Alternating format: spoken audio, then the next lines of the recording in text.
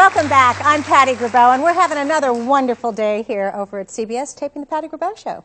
And today we have someone very special on our show, a gentleman who has written over 1,500 songs, recorded 100 albums. 63 of them are either gold or platinum. He's written songs that Madonna, Frank Sinatra, Perry Como, I mean, a whole list of stars that have sung have made recordings from his songs. Over 100 million records released by Mr. Rob McKuen. Take a look at your screen. In me you see a man alone,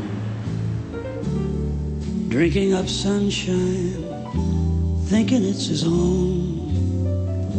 A man who listens to the trembling of the leaves with sentimental ease. I recorded over 200 LPs and a lot of CDs. I like making records. I've written 70 books, I guess maybe over 2,000 songs, 20 or 30 film or television scores. So I've translated a lot of songs, adapted a lot of songs. This is, there's some posters in here. Here's a Grand Gallery disc from 1972, and here too, the Dubliners, the movie Let It Be Me, So-and-so, the Birds, Count Basie one night, Rob McKuen the next. It's fun now to have written songs with Madonna. I like writing with contemporary people too, you know. I did some writing with Kurt Cobain. So it's good, it brings a new perspective. I had been a beat poet with Jack Kerouac and people like that in San Francisco. And I used to read my poetry to Stan Getz and Andre Previn, people like that. So I really started out in jazz. Then I became a jazz singer with the Lionel Hampton Band. And somewhere along about 1965, 66, starting around there, suddenly everybody began recording my songs. My records, my own personal records were selling. My books were selling. Everything sort of happened at once. So I was lucky. I mean, I was just lucky.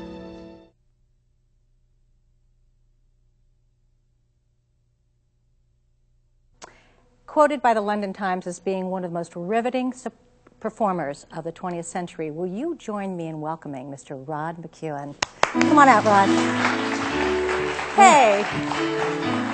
Hello. What a treat. My treat. What a treat, Kitty. Sit down and join me in my home away from home. Thank you. Beautiful studio, isn't it? Thank you. Isn't it fabulous? Yes, CBS is fantastic, and I love my set. Kind of takes you back to the 70s, doesn't it? Very psychedelic. Yeah, it's fun. Exciting times, huh? And I see you have cups to match. Yes, I do. You know, it's really wild. I got these cups about 3 years ago, before we even had a concept for the show. And then when I was meeting with the set designer, in other words, he got paid for nothing. No, actually, he designed the set, and I happened to have them, and he hadn't seen them. So isn't that wild? It's meant to be. Serendipity. Serendipity. That's a word you'd use. I don't know. Yes, it is. It's a word you'd use. How did you know that you wanted to be a poet and a writer?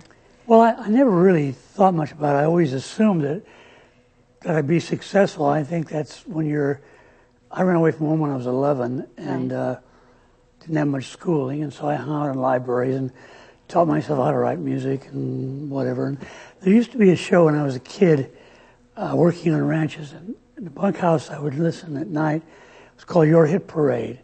And I would listen to the songs, and in the field the next day I'd try to remember them and I'd make up words. And that led to writing my own songs, and keeping a diary led to writing poetry, and one thing to another, you know. Always busy. Right. And what was your childhood like? It was tough. I had a stepfather whose big thrill was coming home drunk at night and yanking me out of bed and beating me up. Well, and that nice. got kind of old when I was 11, so Sure. I ran away and never went back. Good for you. And you wrote a book, didn't you? Finding my father, Right. try to find my real father. I found him You did? in the cemetery. Oh, my. And I used to pass by his house every day for about 5 or 6 years without ever knowing he was there. Oh, that's too bad. I wanted to find him and say, everything's all right. Yeah, say, hey, I'm doing just fine. Yeah. Thank you for giving me a life, right? Exactly. Did you write any songs for your father? Oh, lots. Yeah? Lots. And I find things creeping into my work about, well, you know, you write about what you know and what your life is.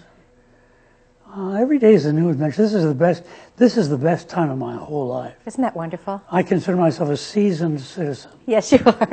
Which is great. And are we lucky to have all the seasoning that you've given us? Someone referred to me the other day as a polar bear. I said, I don't think so.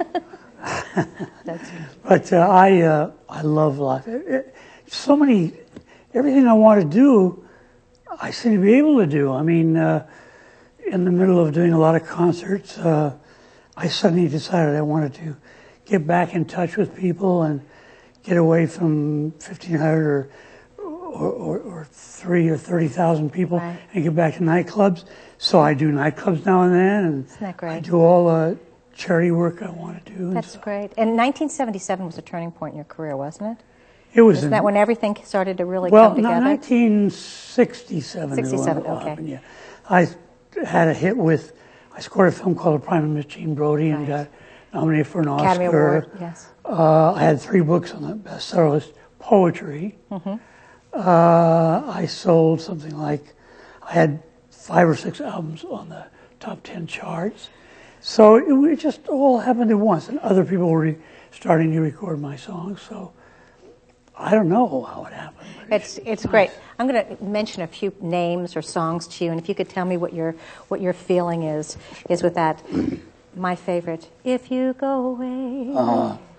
Well, If That's You Go Away. Brilliant.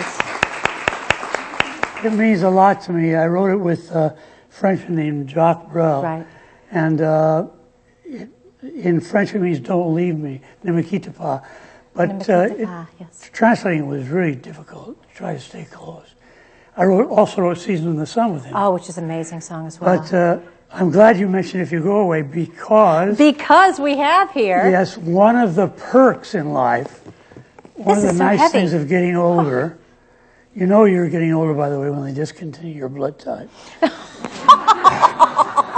Tell me about this. But what this is the 3 years. Here, I'll let you hold. It's a 2-pound box.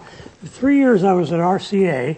Oh, this is my rumpus room and my LPs. Oh my gosh! Look, if we could get a shot of this, you'll see how unbelievable how many songs he's written. In fact, you had said at one time that you have an addiction, but not to drugs or alcohol or anything, but to writing songs. Oh, if it was not only that, if it was ever a choice, I had a couple of bucks of buying a steak or buying a record. I always bought the record.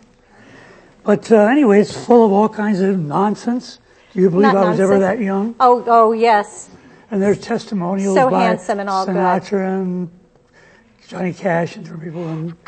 And so is this available for us to purchase? This is coming out. It's kind of pricey because it's got 7 CDs. Oh my gosh, how plus fun. the hardcover book. And there will be 5 more of them out pretty soon covering my Warner Brothers year. Oh, wow. And then another one covering live concerts that no one's ever heard.